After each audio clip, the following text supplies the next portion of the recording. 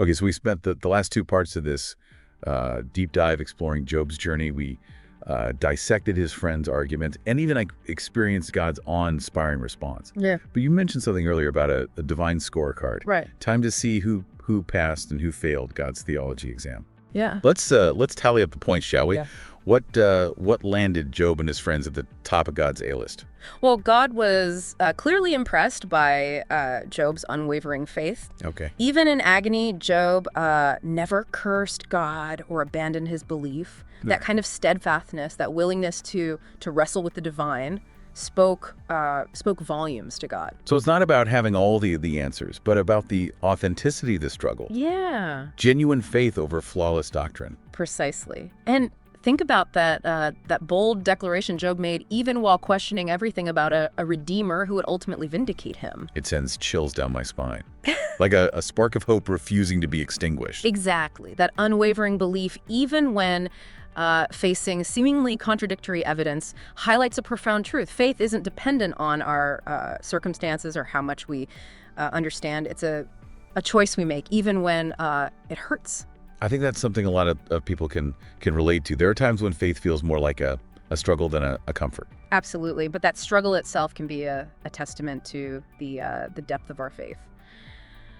Okay, so faith gets a gold star. Okay. What else made it onto God's list of things he appreciated? And I'm ready for more divine wisdom. Acknowledging God's power and sovereignty. Okay. All of Job's friends, even when their arguments strayed, recognized the vastness of God's creation and his control over all things. Right. Those descriptions of God's power over nature, the behemoth, the Leviathan, talk about a reality check. It's like that. I was saying, don't forget who's running the show here. But wasn't it a bit insensitive considering Job's pain? It might seem that way at first glance, but remembering God's ultimate power and authority is crucial in situations like Job's, even if it's not a direct answer to our questions. So recognizing a power greater than ourselves is an important part of faith. It is. There's a humbling aspect to acknowledging that we don't have all the answers, that we're not in control. It allows space for trust and surrender. Okay, faith in acknowledging God's sovereignty, check and check.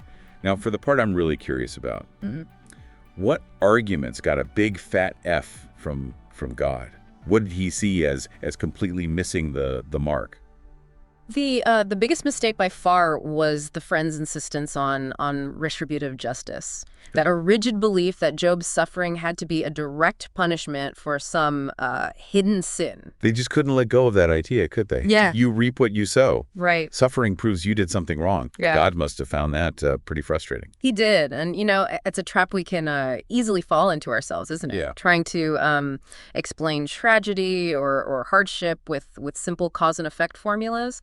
But the Book of Job completely dismantles that kind of simplistic thinking. It shows that suffering can be far more complex and multi-layered than we can sometimes grasp. Right. Sometimes there are no easy answers. Exactly. And that's where the friends' attempts at comfort went so wrong. They were more focused on giving answers, on fitting Job's experience into their preconceived theological box than on simply being present with him in his pain. It's like they were trying to solve a puzzle instead of being a compassionate friend. That's a great analogy, and it's an important lesson for all of us. Sometimes the best way to support someone who's hurting isn't by offering theological explanations, but by simply listening with empathy and acknowledging the complexity of their experience. So true comfort comes from understanding, not necessarily explaining. You got it. And real understanding doesn't require having all the answers. It means acknowledging the mystery, the complexity, the things that go beyond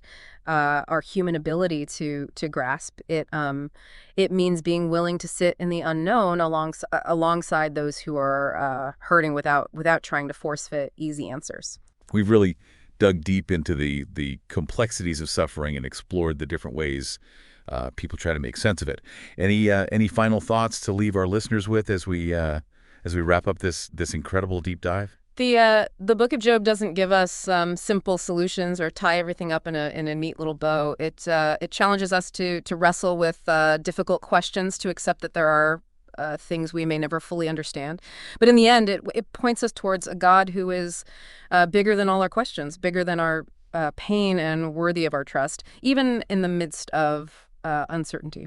Beautifully said. And for all of you listening out there, as you grapple with your own why questions, remember that you are not alone. Job's story reminds us that even in our darkest moments, even when answers seem impossible to find, God is present. And his grace is more than enough.